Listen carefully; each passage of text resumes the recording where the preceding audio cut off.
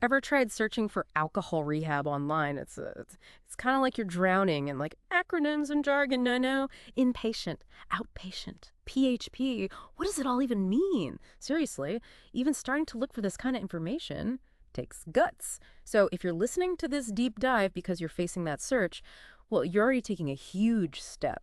Seriously. And guess what? Our deep dive today, well, it revealed that rehab isn't just about that old like AA or inpatient image we all picture, you know? There are actually way more options than you might think. That's so true.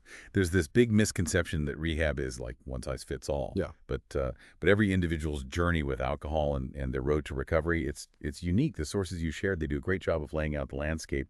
And it's important to remember that we're talking about a treatable medical condition here, alcohol use disorder, or AUD. Right, AUD. I think that's a really important distinction, actually. It's like we're not here to judge anyone. We're here to understand. So with that in mind, let's break down those rehab options you mentioned. Inpatient, outpatient, PHP.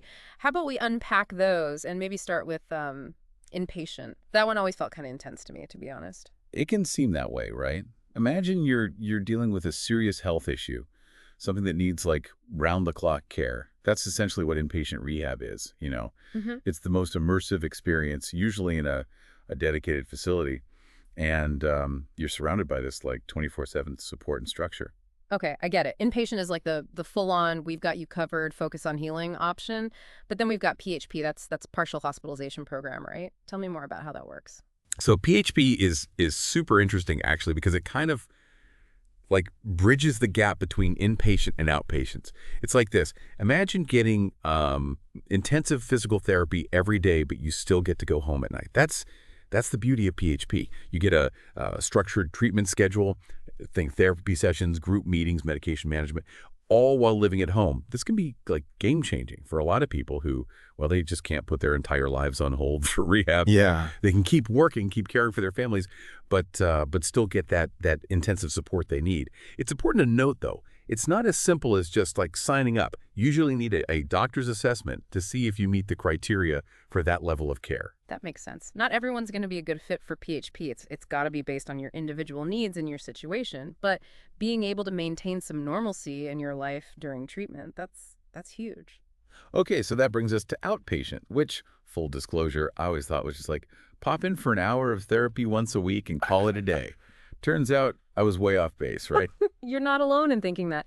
Outpatient is often misunderstood, but it's actually the most flexible option. We're talking everything from like a few hours a week to multiple sessions per day. It all depends on your needs. And it's not just limited to like therapists' offices. Think hospitals, clinics, community centers. There's a lot of variety. Wow, okay, so there's a spectrum, even within outpatient care. That's good to know. Mhm. But I'm guessing there are some caveats with all that flexibility, right?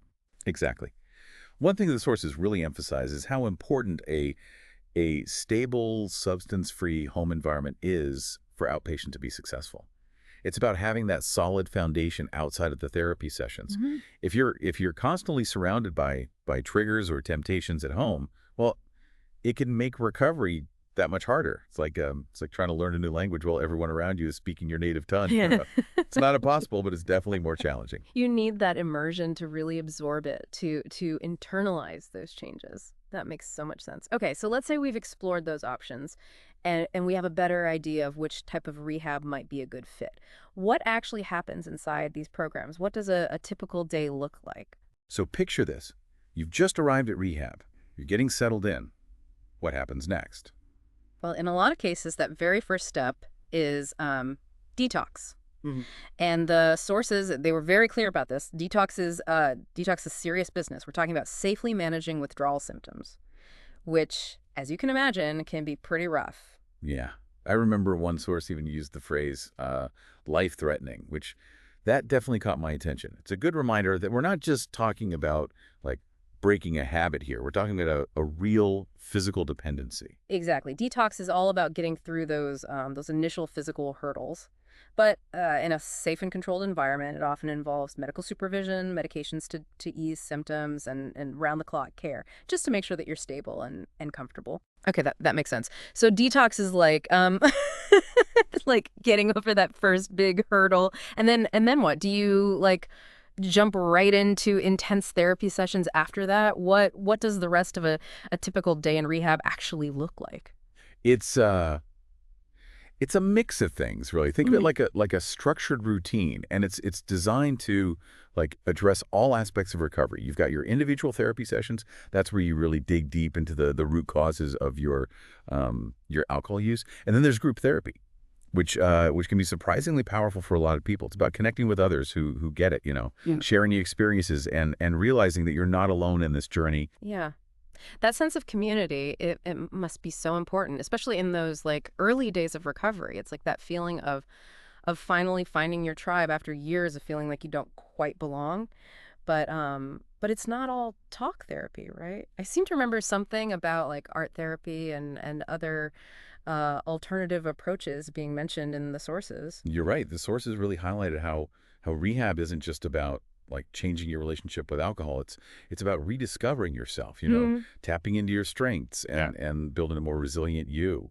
So yeah, depending on the program, you might have art therapy, music therapy, even yoga or mindfulness practices. It's about healing the whole person, not just addressing the addiction itself. I love that. It's like like Uh, treating the whole system, not just one symptom. But okay, let's fast forward a bit here. We've navigated the detox. We're finding our groove with therapy and rediscovering our inner artist.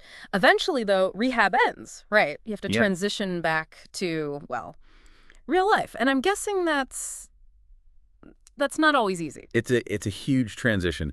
And honestly, one of the riskiest times for relapse, think about it. You're going from this like structured, supportive bubble back to the real world Yeah. with all of its triggers and temptations. It's like learning to swim with floaties and then like suddenly being tossed into the deep end. Yeah. Wow, yeah. That's a really powerful image. And even if you have a supportive family and friends, even if you're totally committed to staying sober, those first few weeks and months after rehab, they must feel really overwhelming. Absolutely. It's a whole new world to navigate. And Yep. that's why the sources stress the importance of aftercare. Aftercare. Okay. So tell me more about that. What does aftercare actually look like and how do you even find those resources? Well, first off, you're not just handed a pamphlet as you walk out the door and told like good Right. luck. Um, Many rehab programs they actually have they have built-in aftercare planning as part of their program. This might involve like connecting you with sober living homes, maybe setting you up with ongoing therapy sessions, or introducing you to support groups in your area. It's all about creating a safety net to support you during that fragile transition back to everyday life. So there's still structure and guidance, just in a different form. That's really reassuring, honestly. You mentioned sober living homes. I'll be honest, I'm picturing something out of a movie, like a bunch of people crammed into a tiny apartment, forced to follow a million rules. What are those homes really like? I think a better way to think about them is as stepping stones. They provide a structured, supportive living environment for people who are transitioning out of rehab. It's not about being forced to do anything. It's about choosing to surround yourself with others who understand what you're going through, people who can offer encouragement and accountability as you navigate those early days of sobriety. Okay. That makes a lot more sense. It's like having a built-in support system while you're still figuring things out. And then there are the support groups we've all heard of AA, but are there other options out there? Definitely. AA is incredibly valuable for a lot of people, but it's not a one-size-fits-all solution. There are other groups like Smart Recovery, which focuses on a more like cognitive behavioral approach. Oh, right. Cognitive behavioral. I feel like I hear that term thrown around a lot. Can you refresh my memory on what exactly that means? Of course, it's basically a way of looking at how our thoughts, our feelings, and our behaviors, how they all influence each other.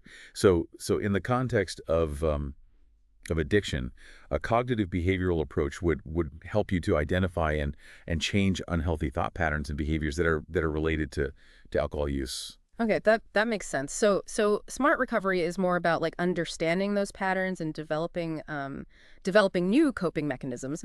But it's not just about those formal groups, is it? I imagine even just having a strong support network of friends and family can make a world of difference. You're absolutely right. Having people you can lean on, people you can talk to honestly about your struggles and your triumphs, it's invaluable. And nowadays there are even like online support forums and communities that can provide provide that sense of connection and belonging. It's like building your own like personal cheering section for sobriety, right? Whether it's in person or online, having those connections just makes a huge difference. But let's be real for a second here. Even with the best support system in the world, there's one big thing that often holds people back from even seeking help. You're talking about the cost, aren't you?